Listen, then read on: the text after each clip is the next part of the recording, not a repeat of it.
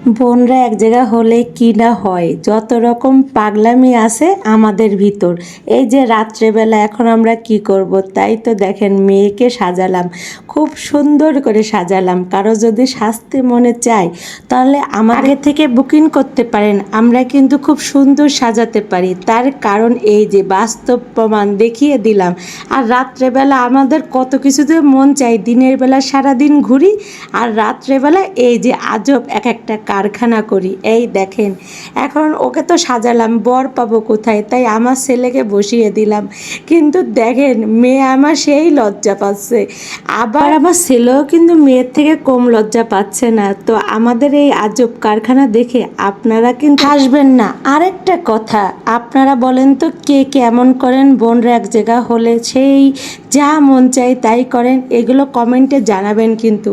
আর আমাদের কিন্তু এমনই হয়, বোনরা এক জায়গা হলে আমরা এক আইডিয়া মাথায় আসে আর ওই অনুযায়ী কাজ করি, বুঝছেন। আর এই বিশেষ করে এই আইডিয়াগুলো বেশিরভাগ আমার ভাইয়ের বোর মাথায় আসে।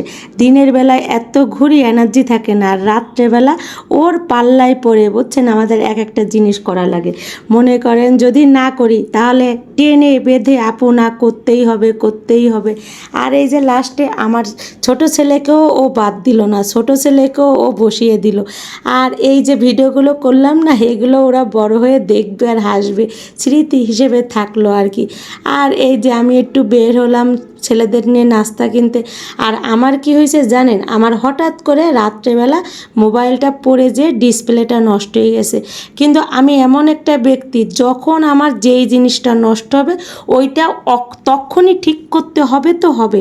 তাই কি করার, ভাইয়ের ছেলে আর বোনের ছেলেকে নিয়ে চলে গেলাম ওই রাত্রেই মোবাইল ঠিক করতে।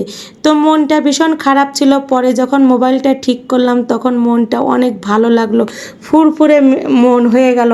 তারপরে আর কি করব, মনে করেন শুটিং করতে চলে আসলাম এখানে। এই মানে কালারিং বেলুনগুলো দেখে আমার খুব ভাল লাগলো। তো আর কি করার, এগুলো নিয়ে আমি একটু শুটিং করলাম, একটু ফটোগ্রাফি করলাম, একটু ভিডিও করলাম। কারণ আমার মনটা তো এখন ফুরফুরে, বোঝেন না, মোবাইলটা ঠিক করছি। সারাদিন মোবাইলটা নষ্ট ছিল বলে আমি ভিডিও করতে পারিনি, মনটাও অনেক খারাপ ছিল। আর সারাদিনের মনে করেন ক্লান্তিটা এখন দূর হয়ে গেল। আর এই যে এখন মানে ছেলেদেরকে নিয়ে একটু নাস্তা খাওয়াবো, তার কারণ কি জানেন, এই রাত্রেবেলা আমার সাথে চলে আসছে। এখন যদি ওদেরকে নাস্তা না খাওয়াই তাহলে তো পরবর্তীতে আমি হাজার ডাকলেও আসবে না।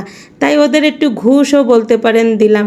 কিন্তু ফটোগ্রাফি আমার শেষ হচ্ছে না, ভিডিও শেষ হচ্ছে না, কিচ্ছু করার নেই, কারণ মনটা এখন ভালো তো, এই জন্য যাই করব আপনাদের দেখতে হবে।